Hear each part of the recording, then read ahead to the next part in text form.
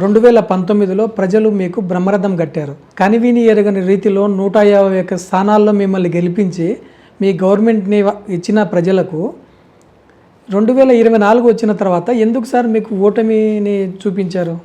గతంలో ఏ ప్రభుత్వాలు కూడా 100 పేజీల మేనిఫెస్టో ఒక బుక్కులు రిలీజ్ చేస్తారు. మరి అలా కాకుండా జగన్మోహన్ రెడ్డి గారు కేవలం 2 పేజీల మేనిఫెస్టో రిలీజ్ చేయడం జరిగింది. మరి ఆ మేనిఫెస్టో రిలీజ్ చేసిన రోజు కూడా ఆయన చెప్పిన మాట ఏంటంటే, ఈ మేనిఫెస్టో నేను ఎంతో పవిత్రంగా భావిస్తాను.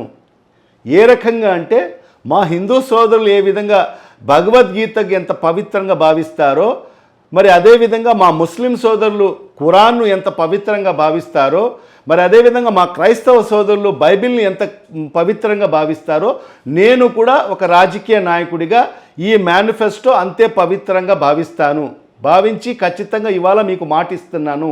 నేను అధికారంలోకి వస్తే, మా పార్టీ అధికారంలోకి వస్తే, మా ప్రభుత్వం అధికారంలోకి వస్తే మరి ఇవన్నీ కూడా ఖచ్చితంగా నేను చేస్తానని చెప్పి ఆ రోజు ప్రజలకు మాట ఇచ్చివ్వడం జరిగింది.